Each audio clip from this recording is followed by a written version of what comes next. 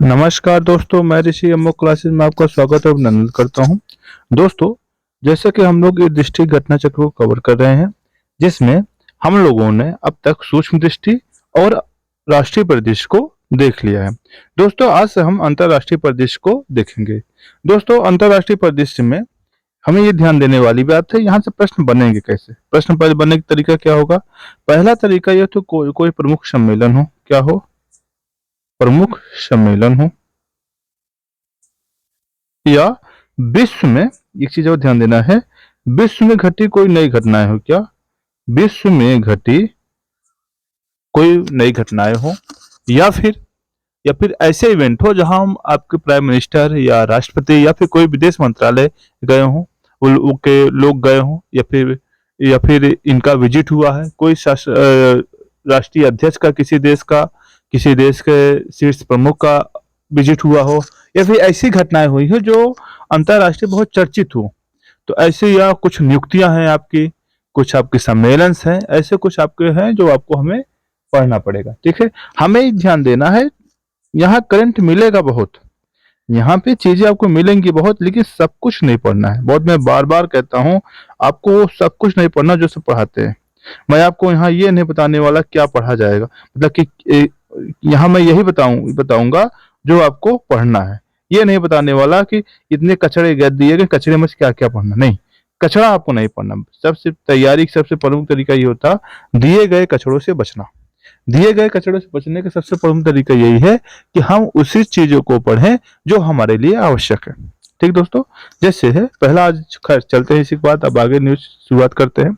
अगला न्यूज है हमारा पहला, इसमें अंतर्राष्ट्रीय संबंध में भारत सिंगापुर सम्मेलन, सॉरी भारत सिंगापुर में क्या है आपको दोस्तों, हाल ही में 4 से 5 सितंबर को प्रधानमंत्री जी ने सिंगापुर की 5वीं यात्रा की। कौन सी यात्रा की? 5वीं यात्रा की थी। ध्यान देना, इधर से बढ़िएगा। ये कौन सी यात्रा थी उनकी? 5वीं यात्रा थी। उल्लेखनीय है कि 2025 में भारत और सिंगापुर के मध्य राजनयिक संबंधों का 60 वर्ष पूरा हुआ। अभी जब मोदी जी गए थे वहां पर, और क्या हुआ कि वो 60 वर्ष पूरे हुए थे, इसी उपलक्ष्य में गए थे। खैर, अब आगे देखते हैं क्या इसमें प्रमुख, हम यही देखें, बहुत ज्यादा नहीं। 4 प्रकार के समझौता हुआ है। और अब इसमें ध्यान देना, 11 से 13 सितंबर 2024 के मध्य ग्रेटर नोएडा में सेमिकॉन इंडिया में नामक प्रदर्शनी में भाग लेने के लिए सिंगापुर को उन्होंने आमंत्रित किया। ठीक दोस्तों, अब यहां से प्रश्न बनेगा कैसे। एक चीज और महत्वपूर्ण लाइन यही है आपका, अगर पूछा जाए कि इस यात्रा के दौरान प्रधानमंत्री भारत का प्रथम तिरुवल्लम सांस्कृतिक केंद्र की स्थापना किया गया। ध्यान देना, अगर पूछा जाए कहाँ पे हाल ही में भारत का पहला तिरुवल्लम सांस्कृतिक केंद्र का स्थापित किया गया, तो आंसर क्या होगा इसका? सिंगापुर। ठीक है, और ये कौन थे? ये तमिल महाकवि थे जिनका वहां पे स्थापना की गई। अब एक चीज और, प्रश्न आजकल ट्रेंडिंग बना है, जैसे आपको आपने आरोप पेपर दिया होगा, तो उसमें पूछा गया था, जैसे कुछ राष्ट्राध्यक्ष का नाम दे देगा, बगल में देश का नाम दे देगा, ये सम्मिलित करने के लिए दे देगा, या कुछ राष्ट्र के नाम दे देगा, उधर की कॉइन के नाम दे देगा, एक सम्मिलित करने के लिए दे देगा, या फिर राष्ट्र का नाम दे देगा, राजधानियां दे देगा। ऐसे कुछ चर्चित चीजें होती हैं जो आपको ध्यान देना है। मैं सब कवर कराऊंगा, या फिर जिस दृष्टिकोण से प्रश्न पूछा जाता है, मेरा उद्देश्य यही है, हम उसी दृष्टिकोण को पूरा करें। ठीक दोस्तों, अगला क्या है, अब सिंगापुर से पहले प्रधानमंत्री जी ब्रुनेई गए थे, और वहां के जो, अब ध्यान देना, जैसे यहाँ पे जो आपके वहां के प्रधानमंत्री सिंगापुर के लॉरेंस वोंग थे, और वहां के जो ब्रुनेई के सुल्तान है, क्या नाम है? हाजी, इधर देखिएगा, वहां के सुल्तान ब्रुनेई कौन है? हाजी हसनल। हाजी हसनल क्या है? ब्रुनेई के सुल्तान हाजी हसनल बोल्किया क्या है कि निमंत्रण पे प्रधानमंत्री जी वहां पर गए थे। ठीक, ये क्या है? किसी भारतीय प्रधानमंत्री की पहली द्विपक्षीय यात्रा है। अगर ध्यान देना है, अगर पूछा जाए ये किसी कौन सा कैसा है, अगर स्टेटमेंट में प्रश्न बने, अगर कहा जाए किसी भारतीय प्रधानमंत्री की पहली यात्रा है, तो उसका आंसर क्या होगा? यस, सही होगा। ठीक है, ब्रुनेई 2024 यात्रा दोनों देशों के बीच राजनयिक संबंधों को 40वां वर्ष। हालांकि राजनयिक संबंध रहते, राजनयिक संबंध का मतलब होता है दोनों देश एक दूसरे के यहाँ दूतावास स्थापित किए थे और मैत्री संबंधों का आदान प्रदान करते थे। ठीक, खैर ये बहुत ज्यादा इंपॉर्टेंट नहीं, इसके ज्यादा आगे। और क्या है, इस यात्रा के दौरान बांदर शेरी बेगावन। आपको पता है कि ब्रुनेई की जो राजधानी क्या बंदर शेरी है, वहां पर उन्होंने क्या किया, स्थित उमर अली शरीफुद्दीन मस्जिद पर दौरा किया। ये सब आपको इंपॉर्टेंट नहीं है, ध्यान दीजिए, हटाइए। ठीक है, एक चीज ये अंतिम लाइन इंपॉर्टेंट है, क्या है, इस यात्रा के दौरान इस यात्रा के दौरान देश के नेताओं के बंदर शेरी बेगावन चेन्नई के बीच उड़ान भरी। ठीक है, आगे चलिए। आगे क्या है, भारत यूक्रेन। ये सबसे अगर पूछा जाए, अगर अंतरराष्ट्रीय संबंध में अगर इंपॉर्टेंट है, सबसे इंपॉर्टेंट है, यहाँ से प्रश्न बनने की संभावना ज्यादा है। कैसे? आप 23 अगस्त 2024 को प्रधानमंत्री जी वहां गए थे, वहां के राष्ट्रपति कौन है, व्लादिमीर जेलेंस्की। अब हुआ कि आधिकारिक यात्रा थी, 1992 में ये राजनयिक संबंध दोनों के बीच स्थापित हुए हैं। ठीक है, और किसी भारतीय प्रधानमंत्री की यह पहली यात्रा थी, क्योंकि 1992 के पहले क्या था, ये यूएसएसआर का हिस्सा था। उसका जब विखंडन हुआ शीत युद्ध के बाद में, ये यूक्रेन का गठन हुआ। ठीक है, इसलिए ये पहला था। ध्यान देना है क्या, इसके पहले G7 सम्मेलन, दोस्तों अभी का भी हम सम्मेलन पढ़ेंगे क्या, अपुलिया इटली में हुआ था। कहाँ हुआ, अपुलिया इटली में, जो G7 सम्मेलन हुआ 2024, वहां पे दोनों देश मिले थे। ऑपरेशन गंगा, याद ध्यान दीजिएगा, जब अभी रूस ने रशिया पर आक्रमण कर दिया था, तो उस वक्त क्या हुआ था, ऑपरेशन गंगा चलाया गया था। ऑपरेशन गंगा गंगा के तहत ये हुआ था, जितने भारतीय लोग थे या भारतीय छात्र जो मेडिकल छात्र थे यूक्रेन में, उनको वहां से निकाला गया था। ठीक दोस्तों, आगे चलते हैं, आगे आइए। और ध्यान देना है, ये डायरेक्ट मोदी जी या हमारे पीएम जो है वहां पे डायरेक्टली नहीं पहुंचे हैं। पहुंचे कैसे हैं, रेल के द्वारा पहुंचे हैं। क्यों? क्योंकि जब रूस का आक्रमण चल रहा है, युद्ध चल रहा है, इस दौरान वहां की हवाई सेवाएं ठप हैं। ठप होने की वजह से ये देखिए हवाई सेवाएं बंद है, जिसकी वजह से पोलैंड से रेल फोर्स वन के द्वारा क्या किया, 10 घंटे की यात्रा करके वहां पहुंचे। ठीक दोस्तों, आगे चलते हैं। यहाँ पे एक इधर आइए कि सबसे ज्यादा है, उन्होंने एक जो भीष्म क्यूब हो, आपको पता हो भीष्म क्यूब क्या है, ये क्या है, ये मतलब कि क्या कहते हैं इसको, अस्पताल है। कैसा है, क्यूबिक है, अस्पताल वाला क्यूबिक है, जहाँ पे क्या हो, आपदा काल में क्या कहते हैं, हेल्थ सुविधाएं प्रदान की जाती है। इसे मोदी जी ने करीब 4 भीष्म क्यूब को स्थापित किया, मतलब दिया, उन्होंने सौंपा है। ठीक है, आगे चलिएगा, खैर आगे चले, अगले करिए। अब ये आपको दिया है भीष्म क्या है, भीष्म का full form Bharat health initiative for the सहयोग हित मैत्री या आरोग्य मैत्री की परियोजना के तहत निर्मित किया गया विश्व के पहले स्वदेशी पोर्टेबल अस्पताल। अगर पूछा जाए क्या है भीष्म, क्या है, विश्व के पहले स्वदेशी पोर्टेबल अस्पताल है। ठीक दोस्तों, आगे चलते हैं। खैर, आपातकाल सेवा में शुरुआत के मतलब सहायता देता है। आगे चलते हैं। खैर, एक चीज और ध्यान, 17 अगस्त 2024 को भारतीय वायुसेना ने, एक इंपॉर्टेंट लाइन है, अगर ये पूछा जा सकता है, इसको इंडिया प्रोस्पेक्ट में ये सही है, क्या है कि भारतीय थल सेना ने लगभग 15,000 फीट की ऊंचाई पर भीष्म क्यूब की अपनी पहली पैरा ड्रॉप अभियान संचालित किया। अगर पूछा जाए कि भारत की पहली पैरा ड्रॉप अभियान कहाँ संचालित किया गया, याद होगा किसने किया, भारतीय वायुसेना ने किया था। ठीक है, आगे चलते हैं। आरोग्य मंत्री क्या, इसके तहत क्या है, आरोग्य मंत्री जनवरी 2023 में वाइस ऑफ ग्लोबल स्वास्थ्य समिट के दौरान प्रधानमंत्री मोदी जी द्वारा, अगर आरोग्य मंत्री क्या पूछा जाए क्या होगा, कि क्या है, vice of global south summit के दौरान प्रधानमंत्री मोदी जी ने आरोग्य मंत्री परियोजना की शुभारंभ किया।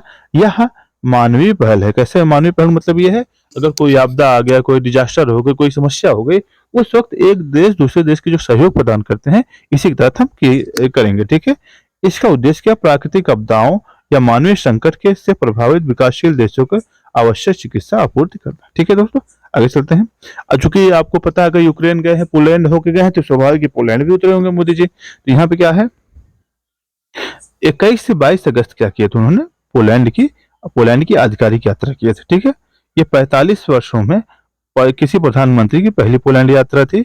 79 में मोरारजी देसाई जी यहाँ पर गए थे। ठीक है, आगे चलते हैं, इधर आइए, यहाँ इस यात्रा के द्वारा वर्षा के डोबरी महाराज स्मारक श्रद्धांजलि अर्पित की गई। ठीक, आगे चलिए, कई सब नहीं इंपॉर्टेंट है, ये इंपॉर्टेंट है।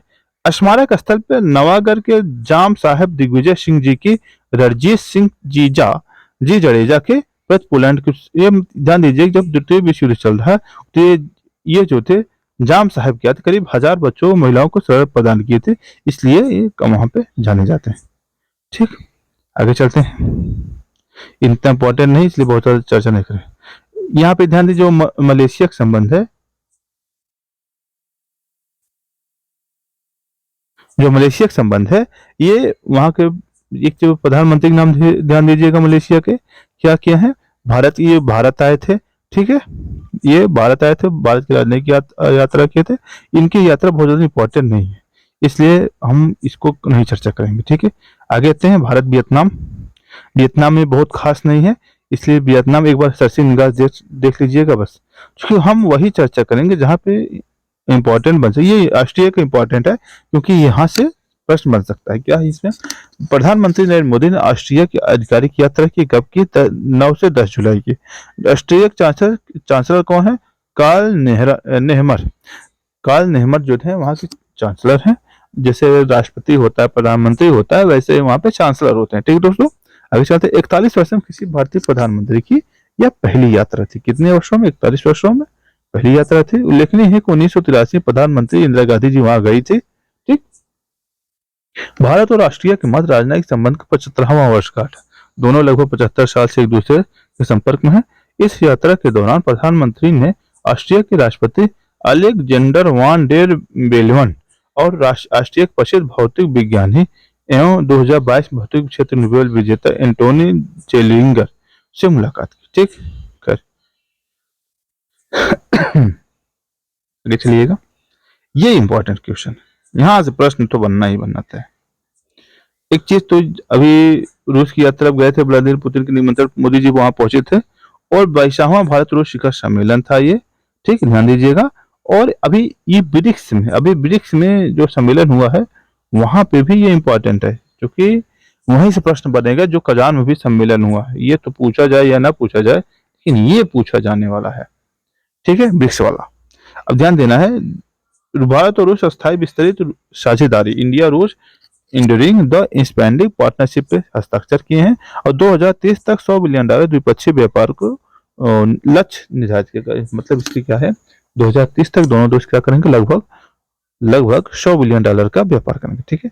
और प्लस एक इम्पोर्टेंट ये है, चेन्नई व्लादिवोस्तोक समुद्री गलियारा। अगर पूछा चला चेन्नई और व्लादिवोस्तोक गलियारा किसके किसके है, क्या है, भारत और रूस के मिले। खैर नाम से क्लियर है कहाँ से कहाँ तक है, रखने की जरूरत नहीं है।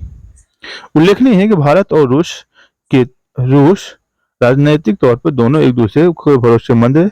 कहानी नहीं पढ़ना है हम लोगों को, आगे चलते हैं, ठीक। इसमें प्रधानमंत्री जी को एक सर्वोच्च पुरस्कार दिया गया, क्या नाम है, the order of the Saint Andrews of the apostle.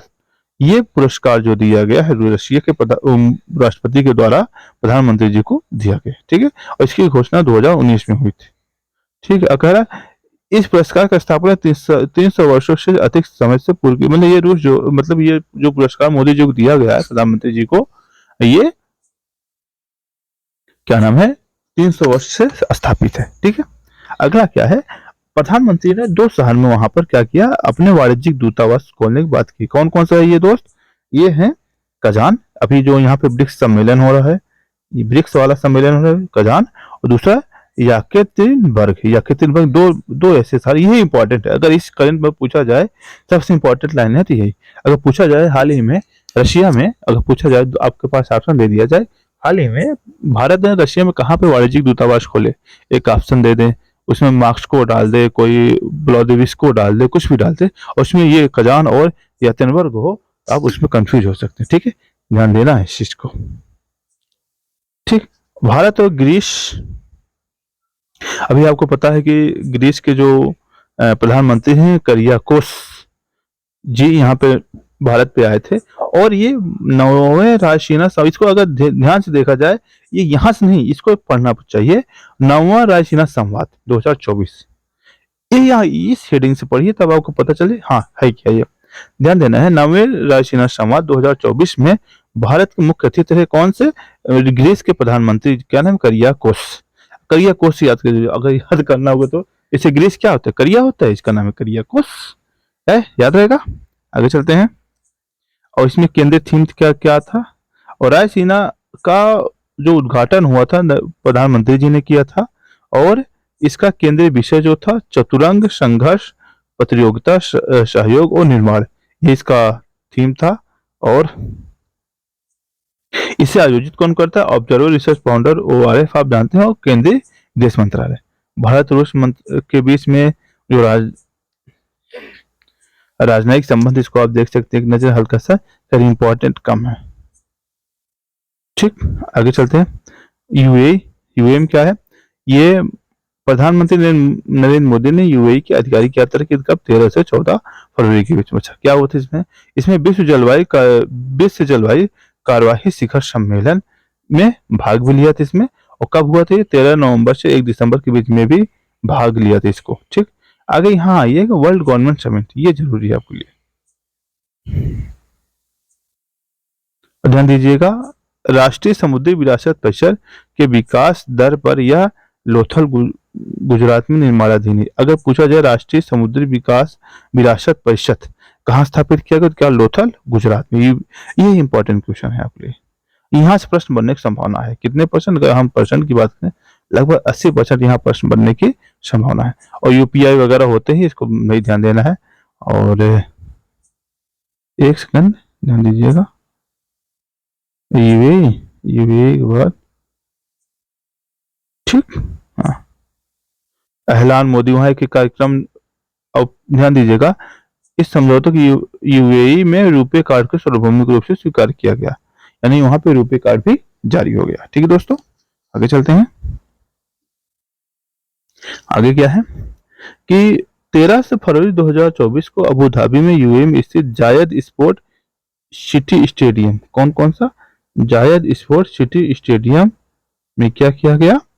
एहलान Modi कार्यक्रम का आयोजन किया गया। और इसमें क्या था? भारत प्रधानमंत्री जी ने भारतीय समुदाय को क्या क्या संबोधित किया। और प्रधानमंत्री ने दुबई में सीबीएसई के एक क्षेत्रीय कार्यालय की स्थापना करने की घोषणा की है। ठीक है, और दुबई में भारत मार्ट के शिलान्यास भी किया है। ठीक,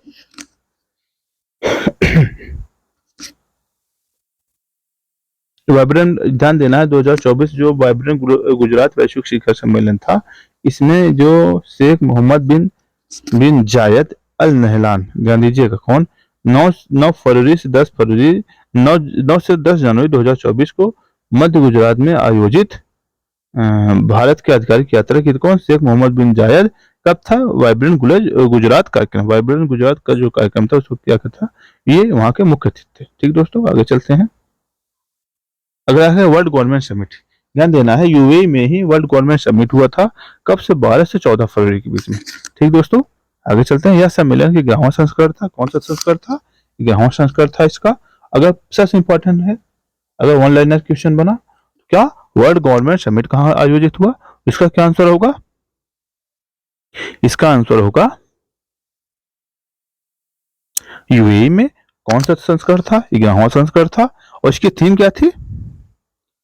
थीम में भविष्य की सरकारों को आकार देना, यानी shaping the future of future governance. इस सम्मेलन में तुर्की, भारत, कतर को मुख्य अतिथि के रूप में घोषित। कौन कौन?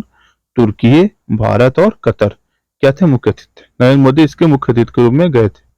ठीक, और 2018, ध्यान देना है, इधर आइए, हटो, दो क्या प्रधानमंत्री 2018 में भी वर्ल्ड गवर्नमेंट समिट के मुख्य अतिथि रह चुके हैं। 6 साल पहले वर्ल्ड गवर्नमेंट हुआ था, उस वक्त भी मुख्य अतिथि के रूप में भारत में हुए थे, और मतलब प्रधानमंत्री जी हुए थे। ये इंपॉर्टेंट क्वेश्चन है, ये आपके लिए यहाँ से प्रश्न, मुझे लगता है प्रश्न बनेगा, 90% की संभावना इसी की है, यहाँ से प्रश्न बन सकता है। क्या प्रश्न बन सकता है? यहाँ पे 18 फरवरी 2024 को प्रधानमंत्री नरेंद्र मोदी ने अबू धाबी में या यूएई में क्या BAPS हिंदू मंदिर का उद्घाटन किया? BAPS हिंदू मंदिर का उद्घाटन किया। अबू धाबी में स्थित पहला हिंदू मंदिर है। ठीक, साथ ही मध्य पूर्व और पहला पत्थर निर्मित पारंपरिक हिंदू मंदिर है। पत्थर से निर्मित किया गया। BAPS का फुल फॉर्म,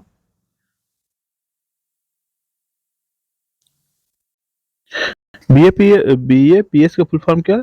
बोचा सन्यासी श्री अक्षर पुरुषोत्तम स्वामी नारायण संस्थान द्वारा किया गया है। ये भगवान स्वामी नारायण को समर्पित है। ध्यान दें, अगर पूछा किससे संबंधित है? स्वामी नारायण जी से संबंधित है। ठीक है, भारत फ्रांस, आपको पता है जो गणतंत्र दिवस था, उसके मुख्य अतिथि कौन थे? राष्ट्रपति इमैनुअल मैक्रों।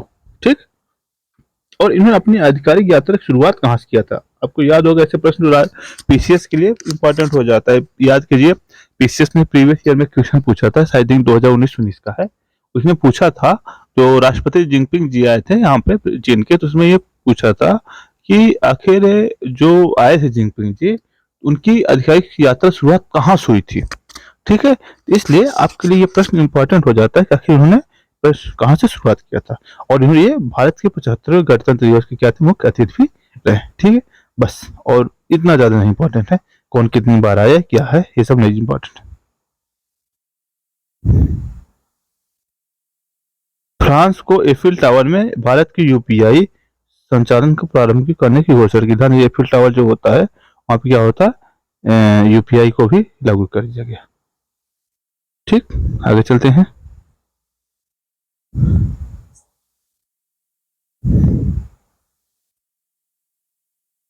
और भारतीय यूपीआई को स्वीकार करने वाला, ध्यान दीजिएगा, भारतीय यूपीआई को स्वीकार करने वाला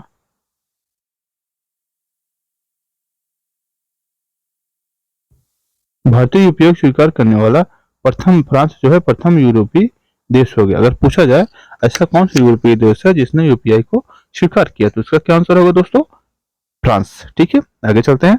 अंतरराष्ट्रीय सौर गठबंधन के स्टार सी कार्यक्रम के अंतर्गत सेनेगल और में एक और सौर अकादमी स्थापना करने की घोषणा की। कहाँ पे, अगर पूछा जाए हाल ही में कहाँ पे एक नया सौर अकादमी स्थापना करने की घोषणा की गई, उसका क्या आंसर होगा दोस्तों, सेनेगल। कहाँ पे, सेनेगल। ठीक, भारत भूमि फ्रांस में स्थित मॉरिशस भारत में वाणिज्यिक दूतावास, महावाणिज्यिक दूतावास, जबकि हैदराबाद में फ्रांस क्या bureau of D France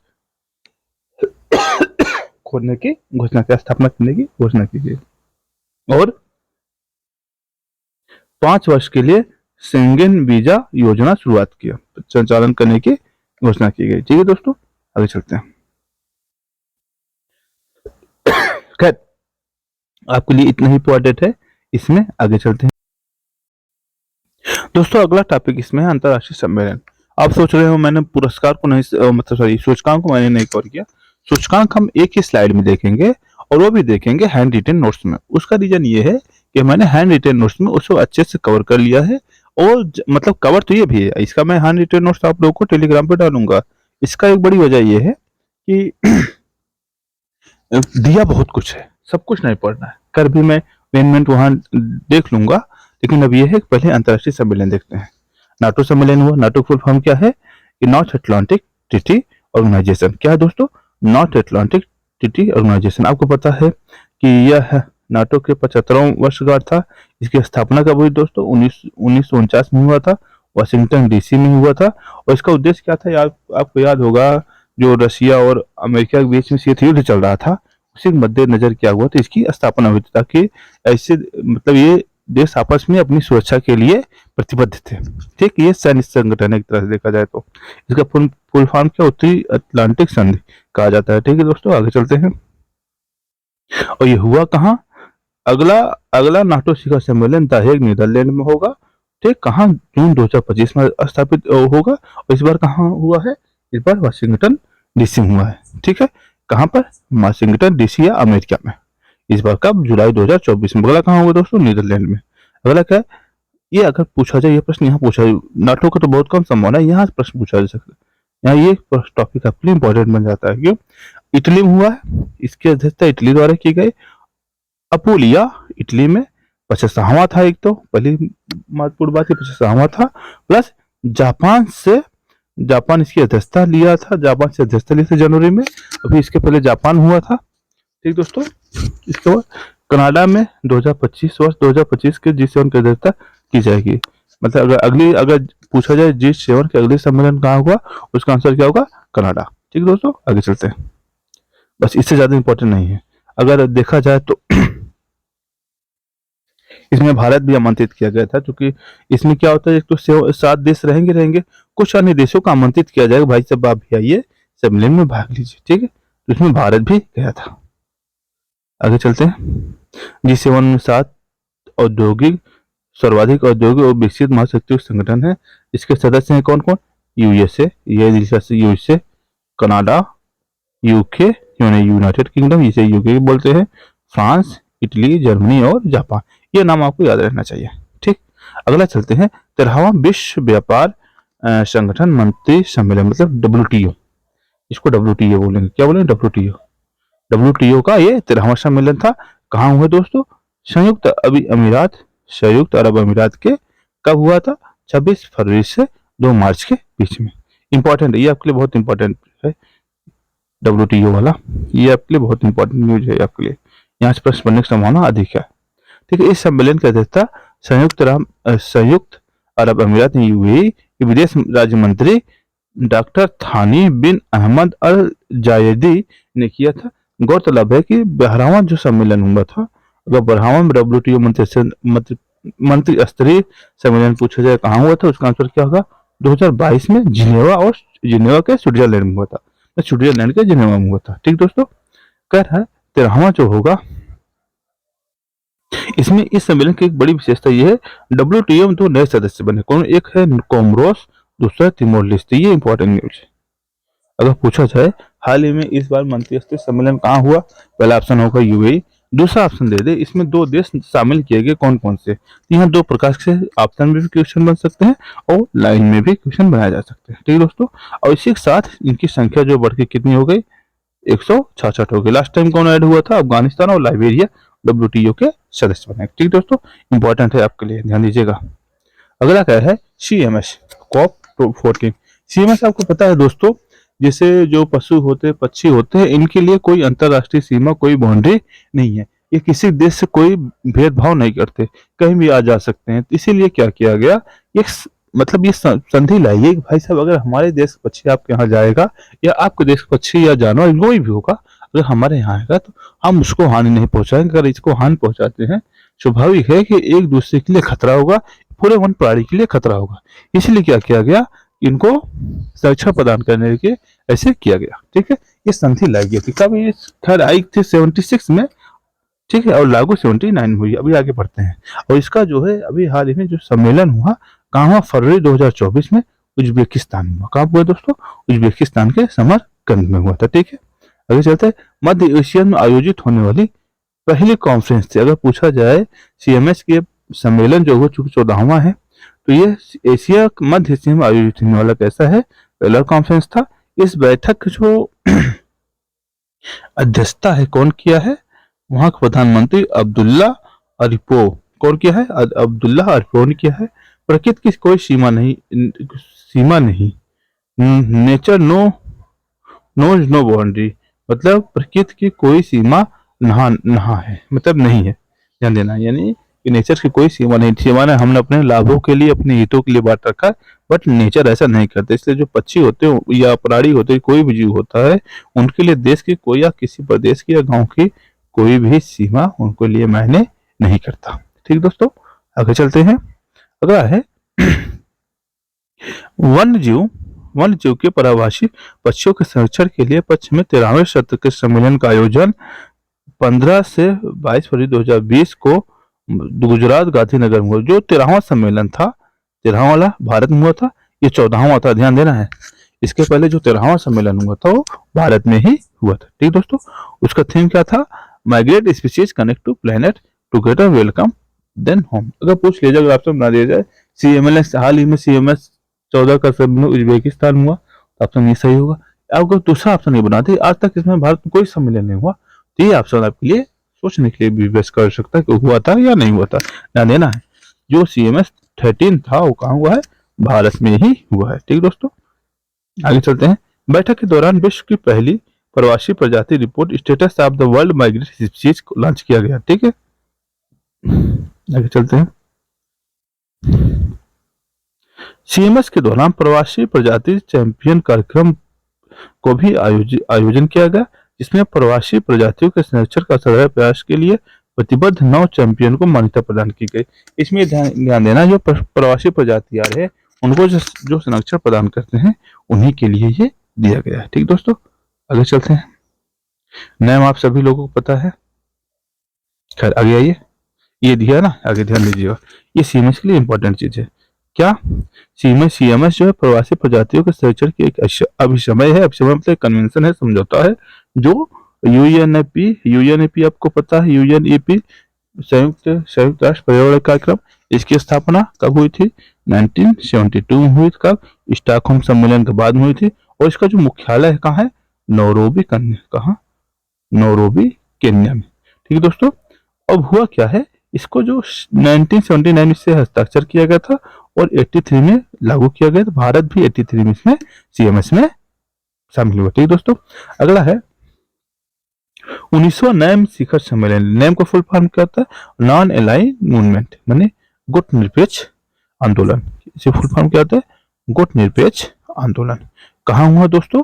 Kampala, Uganda में। युगांडा की जो राजधानी कंपाला, वहां पर हुआ। इसकी अध्यक्षता कौन किए थे?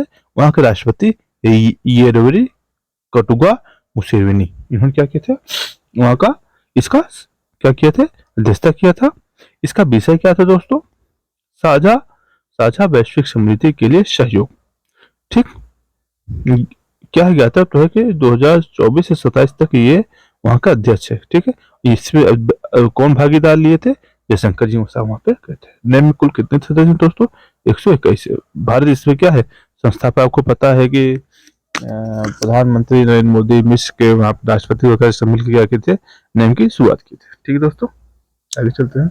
ये कुछ सिद्धांत है। इसके बार्डुंग कॉन्फ्रेंस, बार्डुंग जो कॉन्फ्रेंस है इसी के नाम से जाना जाता है। ठीक। आगे चलते हैं। बार्डुंग कॉन्फ्रेंस सहमत सिद्धांतों का आधार गुट निरपेक्ष आंदोलन को 1961 में बेलग्रेड के तत्कालीन यूगोस्लाविया में आयोजित प्रथम शिखर सम्मेलन में औपचारिक रूप से स्वीकार किया गया। खैर देख लीजिएगा। अगला क्या है? COP28 का इम्पोर्टेंट तो लिखा है, ये न्यूज तो इम्पोर्टेंट है लेकिन पुरानी हो चुकी है। शायद आपके एग्जाम होते न होते तक न पूछा जाए, फिर भी एक नजर देख लेते हैं। क्या हुआ था? कहाँ हुआ? दुबई में हुआ। यूएई के दुबई में हुआ था। कौन सा था ये? COP28। COP29 ध्यान दीजिएगा कहाँ होगा? अजरबैजान होगा। उसके बाद COP30 कहाँ होगा? COP30 कहाँ होगा? ब्राजील। भारत ने किस कॉप के लिए बात की है? COP33 के लिए। ठीक दोस्तों। आगे चलते हैं। COP28 ऐतिहासिक रहा क्योंकि पहली बार प्रथम वैश्विक स्टैक पर सहमति बनी। वैश्विक स्टैक क्या है? ध्यान देना है। वैश्विक स्टैक ऐसी प्रक्रिया है जो देशों के हितधारकों के पेरिस जलवायु सम्मेलन, जलवायु परिवर्तन समझौतों के लक्ष्यों को प्राप्त करने की दिशा में सामूहिक प्रगति के आकलन करती है। तो ये किया गया है। ध्यान दीजिए, जो वैश्विक स्टैक है इसमें ये कहा गया था, जो पेरिस सम्मेलन आपको हुआ था, आपको पता है COP21 कहाँ पे हुआ था? 2015 में, नहीं 2021 में। COP21 जो था, ध्यान दीजिए, COP21 जो था पेरिस सम्मेलन को, उसमें क्या हुआ था? इसमें क्या क्या जो विकसित राष्ट्र है, विकासशील राष्ट्रों को क्या करेंगे? मदद करेंगे। कैसे मदद करेंगे? वित्तीय मदद करेंगे, तकनीकी मदद करेंगे, ताकि वो भी अपना विकास कर सकें। ठीक है दोस्तों। मतलब उनके ऊपर जो कार्बन के बोझ पड़ रहा है वो उन पर ना पड़े, इसीलिए। खैर इसमें ये भी ध्यान दिया है 2030 तक जो है नवीकरणीय ऊर्जा को वैश्विक क्षमता के 3 गुना बढ़ाना है। कितनी गुना? 3 गुना। और 2030 तक विश्व की स्थापित नवीकरणीय ऊर्जा की स्थापना न्यूनतम 1000 गीगावाट तक पहुंचाना है। ठीक दोस्तों। प्रत्येक 2 वर्ष में ऊर्जा दक्षता सुधार वैश्विक औसत दर का 2% दर से दुगुना कर 4% भी आह्वान कर दिया गया। ठीक है। COP21 वैश्विक जलवायु कार्यवाही शिखर सम्मेलन में से प्रधानमंत्री हिस्सा जानिएगा। अगर पूछा जाए भारत की तरफ से कौन था, क्या होगा इसका आंसर? प्रधानमंत्री नरेंद्र मोदी जी थे। और ध्यान देना, ये मैंने कहा ना, COP20 2028 में COP23 की भारत ने क्या कहा? हाँ भैया, हम अध्यक्षता करेंगे इसकी। ठीक है। देखिए मतलब इसका समर्थन मिलता है नहीं मिलता है। खैर भारत ने भी शुरुआत किया है कि भैया हम भी करें। क्या भारत ने इसके पहले किया है? आपको अगर ऑप्शन दे दिया जाए, अगर यहाँ प्रश्न बने कि भारत 2033 में COP28 की अध्यक्षता करेगा, विचार करने के लिए पहला। अच्छा, भारत ने इसके पूर्व कभी COP का अध्यक्षता नहीं किया, क्या होगा? नहीं, गलत होगा। क्यों? क्योंकि 2002 में जो COP था उसका भारत में आयोजन किया गया था। इसके पहले COP28 के दौरान भारत ने ग्रीन क्रेडिट पहल की शुभारंभ किया। अगर पूछा जाए मोदी जी ने कौन सी पहल की शुरुआत की? ग्रीन क्रेडिट पहल। इसमें क्या था? इसमें क्या कहता है? लाइफ फॉर इन्वायरमेंट अभियान की एक पहल है। यह पर्यावरण के लिए जीवन शैली। क्या है? पर्यावरण के लिए जीवन शैली अभियान के तहत भारत सरकार की एक पहल है। क्या है इसमें? इसमें एक चीज और हुई है, यूनिसेफ जनरेशन अनलिमिटेड द्वारा भारत के पर्यावरण वन एवं जलवायु परिवर्तन मंत्रालय के सहयोग से अर्थ दिसंबर 2023 के दुबई में COP28 के दौरान ग्रीन राइजिंग पहल, अगर पूछा जाए ग्रीन राइजिंग पहल किसकी है?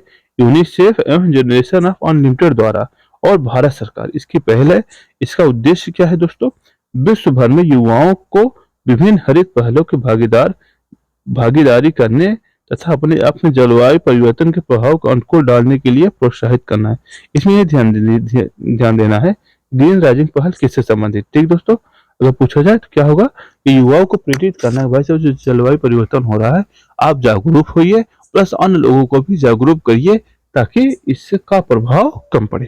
ठीक दोस्तों, अगला एक है रिवर सिटी अलायंस। इसमें रिवर सिटी अलायंस की भी बात की गई थी। अगला क्या है? खैर आपके लिए इतना ही है। खैर आगे जो न्यूज है पुरानी है। बस आज के लिए दोस्तों इतना, धन्यवाद। क्योंकि आपको इसके बाद में सूचकांक जो है मैं एक साथ देखूंगा। सूचकांक वाला टॉपिक मैं आपको हैंड रिटन नोट्स भी दूंगा वैसे भी, ताकि आपको साथ में समझ में आ जाए। ठीक, सब कुछ नहीं पढ़ना है सूचकांक में, रहिएगा।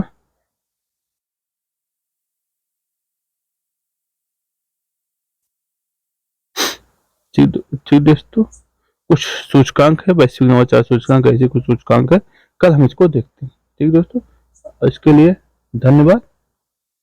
हमारे चैनल को लाइक करें, सब्सक्राइब करें और हमारे टेलीग्राम ग्रुप है अमोक क्लासेस ग्रुप में, उसमें ज्वाइन हो जाए। चूंकि उसमें मैंने जीएस के लिए जो आपके लिए जो कठिन टॉपिक है, जो सेगमेंट है, कुछ मैंने इसके ट्रिक के माध्यम से, कुछ चीजें डेली रिवीजन के माध्यम से मैं चला रहा हूँ।